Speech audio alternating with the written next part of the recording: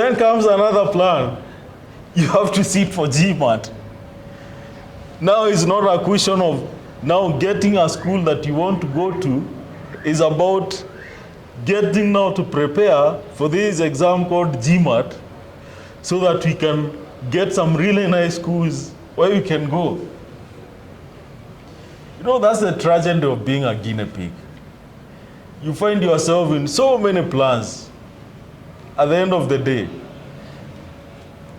the main person who is pushing the agenda can just wake up and tell you now, from the way I figure this, and because he was there, he knew the dynamics of how everything worked. So I want to trust all that and keep myself into the goal. So you find yourself in these plans, from this to this other plan. But at the end of the day, if someone doesn't have tenacity or patience, it's very easy to just say that you're exposing me to make so many plans. I give up. So we find ourselves now, I'm at the center of now preparing for this exam called the GMAT. And it took me time, because I joined in 2018. It took me 1 year before I could do my GMAT. So because, you know, when you come in the program, you know, GMAT, Bob will tell you, you know, this is high school maths. It is high school maths. We don't refute that. But that can be the cause of your downfall. Because I think it became the cause of my downfall. This is high school maths. I actually performed quite well in my KCSE and an over of an A-. So if it's high school maths, then I don't think there's any way I can fail this thing, giving a lot of input in this journey. So I start preparing, but not adequate preparations. Because I underestimated in the exam that it was high school maths. So it's just preparing lightly. And then came the D-Day. I remember it was on 17th, if I'm not wrong, of May 2019. The moment I was joining the program, I was among the first few who knew about the program at that time, courtesy of my interactions with Bob. But by the time now we are doing exam, we are 5 of us, including one of my friends who is at Illinois State University, who was hitting the keyboard, writing, that is, he was doing freelance writing, before I pulled them from writing and told them, you know what, just leave this thing. Because I personally also used to do some writing, especially for the period after school to graduation. So we had somewhere in Roysambu seasons where we used to do the keyboard work. So my friend, you know, sometimes that work can be draining. So when I got a job home, I'm like, let me go and start working at this circle, even though it's paying 15,000 per month. Instead of having to write for someone and get to earn 200 per page, you know, there was a lot of burnout. So this guy, when I gave up writing, he just continued. And when I'm starting this journey, he doesn't know anything. I gave him information about this whole thing. And now I pull him from writing. He started now preparing for GMAT also. Although he was surviving, he earned some accounts that he was managing. He earned his own accounts. So he continues with the hustle at the end of the day. And also on this other side, he is also pursuing this dream that sounded so amazing. So His name is Kelvin Ongaga. He is I think, completing his Master of Science in Information Systems at the Illinois State University. So we go with him and 3 more. You're watching Success with Bob Mwiti Show, presented to you by Appstech America. Appstech America is a consulting company that helps immigrants find amazing higher education and job opportunities in the tech industry in the United States. You can find our programs by going to www.appstechamerica.com. Appstech America, we wake you up to the unlimited potential within you. Go early in the morning. GMAT is usually done in a certain center in Westlands, Nairobi. So we went there early in the morning, overconfident that we are going to tackle high school maths. And when we present, because you're able actually to see the results the moment you are done with the exam, they pop out in the screen. So we start, and this is a very, is a kind of interesting exam, because the moment you answer a question right, they give you a harder question than the first question. The moment you answer the harder question right, they now get to the most hard questions. So if you find yourself you are getting many hard questions in the exam, you know you're on the right track. So the moment you get the first question wrong, they get you a simpler question. The moment you get the simpler question wrong, they get you an even simpler question. So the moment you see you are getting so many simple questions, you know the journey is not right.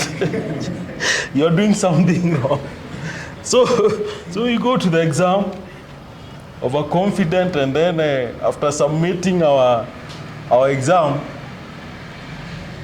the result comes out. And scored a 410, which was quite dismal. In that group, it's only one student who scored a 550, and her name is Elsie Kagweria. She was sometimes here, and also her story was aired in the Daring Abroad episode. So Elsie, among us, she's the only person who does well in the exam. So Bob is quite devastated. I think that time he really expected us to perform so well. So he's quite devastated. I remember the one that came from him is that when the result, because we under an WhatsApp group where we used to share experiences and also questions and all that. So he just sees the result and says that, I hope this is not a Fool's Day prank. So that was it. That was the journey for GMAT. So it takes time before I really go back to the drawing board, because now I was like, if this thing is not working out, I'm now going to just give up on this thing. But let me just give myself a break and reevaluate my position in terms of pursuit of the American dream through this program. So I just take a break for several months, I think 3 months, reassessing myself, invoking my inner senses to get to know whether this journey was something that I was in for. So within that period of time, my friend Kelvin, who I sent is at Illinois State University, has already started working on making amends on where he did wrong. And he pulls a surprise. He goes again to the exam and gets a 620, the highest at that time. So it gets us 6:20, and then it dawns on me that I brought someone in the program who is possibly now leaving me and going to the US. So within that time, I get a call also from Bob, and he just asked me like, young man, do you know you are supposed to be in the US at this particular period of time? He specified a certain period of time that I can't remember. Do you know you are supposed to be in the US? You know, it's got me thinking that someone outside there was thinking about my journey, yet I'm taken and backslidden and taken steps back in my journey because of this trial which didn't come out successfully. So I felt so bad about myself that and allowed myself to be defined by the 410 that I scored in GMAT. And the challenge also of seeing Kelvin get a 620 and Halsey bound a flight to the US to the University of South Florida. So when I would start, sometimes I would sit down and think pensively about these people. There are people we used to sit with, we used to revise with. Now they are at the height of just achieving this dream of going and standing in the US. There's nothing bad, and this is why we need to ask ourselves so many questions. We need to look at how others are progressing, especially those who are part of our cocoon. And if you find yourself that you are the best in your cycle, maybe you should start getting friends who matches your level. So people can motivate and make you as competitive as possible. I think that's helped me a lot because I could not fathom these people going to the US and leaving me in Kenya. And then I got so much energies from inside me that I have to make through this thing. So I go back to the drawing board. I start tirelessly working for this thing. So, excuse me. So I go back to the drawing board.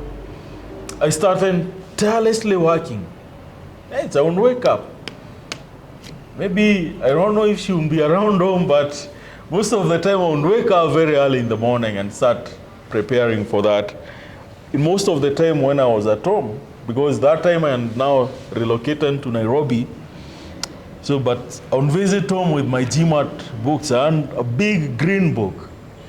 I joke with Kelvin that our journey between Kenya and the US was between the first page and the last page of that green book. So I would carry the book home and start working so much and seeking advice of, especially those who have made it. That is why it's very important also, when you succeed, when someone succeeds, behold you, seek their counsel, learn their antics, and use those antics to rise up beyond even their levels. And I think that's what I'm trying to put in place. I went back. Sometimes I remember there's a time we met with Kelvin several times about this whole journey. Man, how did you make it? Man, there's no way you can leave me in Kenya. You need even to get time to show me this and that. And we won't have a conversation about all this thing. So I finally went back again, and on January 2020, on 27th of January, just after Christmas, I went and sat for my GMAT exam, and it's called a 580. And this 580 now opened a door of opportunities, because through that now I was quite competitive.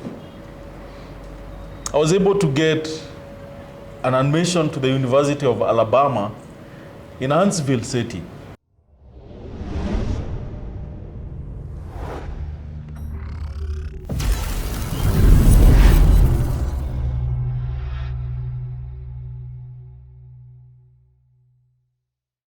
You've been watching Success with Bob Mwiti Show, brought to you by Upstack America. Come back next time to hear more steps and missteps that I took on the path to becoming a successful immigrant in USA. Be sure to subscribe to my YouTube channel and also follow me on Facebook, Instagram, Twitter, and LinkedIn.